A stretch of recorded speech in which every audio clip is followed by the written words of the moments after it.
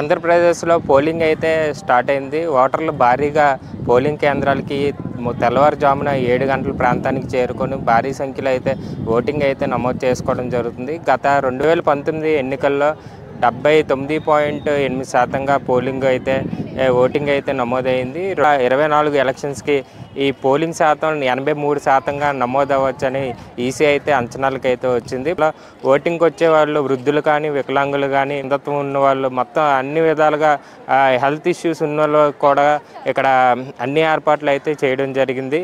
ఒక పక్కన medical team ఒక పక్క తాగడానికి త్రాగునీరు అన్నీ అరేంజ్ చేసి ఈసీ ముమ్మర చర్యలు అయితే చేపట్టింది. ఓటింగ్ భారీగా పెంచే విధంగా కూడా ఈ సంవత్సరం అనేక కార్యక్రమాలు అయితే చేపట్టడం జరిగింది. ఉమ్మడి విశాఖ జిల్లాలోని పోస్టల్ బ్యాలెట్ గతంలో 49.5%గా ఉన్న పోస్టల్ బ్యాలెట్ ఈసారి 95%కి పెరిగింది. ఇది మంచి పరిణామానికి దారితీస్తుందని చెప్పేసి ఈసీ కూడా వెల్లడించిన పరిస్థితి. ఈ సంవత్సరం మొట్టమొదటిగా ఓటింగ్ వేసేవారు ఫస్ట్ ఓటర్స్ అధికంగా ఉన్న పరిస్థితి కూడా కనబడుతుంది. ఆంధ్రప్రదేశ్లోని వివాదాస్పద కేంద్రాలను సాయంత్రం అరకు, పాడేరు, రంపచోడవరం సాయంత్రం 4తో పోలింగ్ ముగినుంది.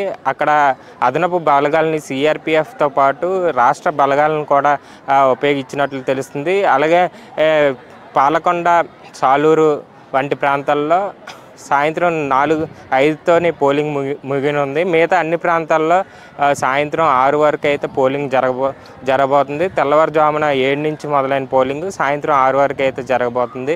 ప్రస్తుతం మనం విశాఖ జిల్లాలో ఉన్నాం. విశాఖ జిల్లాలోని మొత్తం ఎంపీ స్థానాలకు 33 మంది అయితే పోటీ చేస్తున్నారు. ఇదే రాష్ట్రంలో అత్యధికంగా ఎంపీ స్థానాలకు పోటీ చేసే జిల్లా కావడం మరొక విశేషం. పార్లమెంట్ సెగ్మెంట్లోని వివిధ పార్టీలతో పాటు ఇండిపెండెంట్ క్యాండిడేట్లు కూడా భారీ సంఖ్యలో ఇక్కడ నుండి పోటీ చేయడం జరుగుతుంది.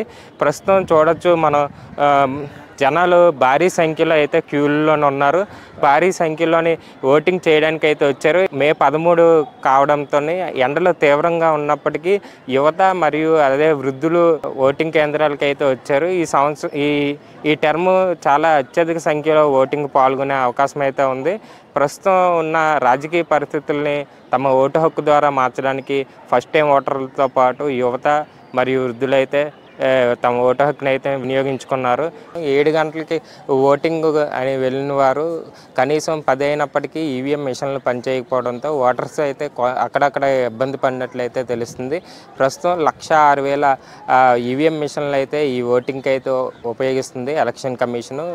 4,10,00,000 మంది అయితే ఓటర్స్ అయితే ఆంధ్రప్రదేశ్లో తమ ఓటు హక్కును వినియోగించుకోవడానికి ఈసీ పూర్తి స్థాయిలో అన్ని విధాల మొత్తం ఏర్పాట్లు అయితే చేసింది. నీడగా ఉండడానికి పెంటల్ బిట్స్, టెంట్లు అన్నిటిని ఏర్పాటు చేసింది. వృద్ధుల కోసం కూర్చోడానికి చైర్స్ను కూడా ఏర్పాటు చేసిన పరిస్థితి అయితే కనబడుతుంది. ప్రస్తుతం విశాఖ జిల్లాలోని 33 మంది ఎంపీగా పోటీ చేస్తున్నారు. ఇదే రాష్ట్రంలో అత్యధికంగా ఎక్కువ మంది పోటీ చేస్తున్న ఎంపీ నియోజకవర్గం కావడం విశేషంగా ఉంది. విశాఖ జిల్లాలోని పోలింగ్ కేంద్రం దగ్గర ఉన్నాం. ఇక్కడ CCTV live webcasting, live broadcasting కూడా చేయడం జరుగుతుంది. ప్రతి రూమ్లోని సీసీ కెమెరా ద్వారా నిఘాను అయితే ఎలక్షన్ అధికారులు అయితే ఏర్పాటు చేశారు. ఎక్కడ అవాంఛనీయ సంఘటనలు జరగకుండా ముందస్తుగా అయితే చర్యలు అయితే తీసుకున్నట్లు ఎలక్షన్ కమిషన్ వెల్లడించడం పాటు ప్రస్తుతం ప్రతి పోలింగ్ కేంద్రంలోని సీసీ కెమెరాలు ఏర్పాటు చేసి ఆ సీసీ కెమెరాల ద్వారా ఉన్నత అధికారులు పైనుండి మానిటరింగ్ చేస్తున్నట్లుగా తెలుస్తుంది. లైవ్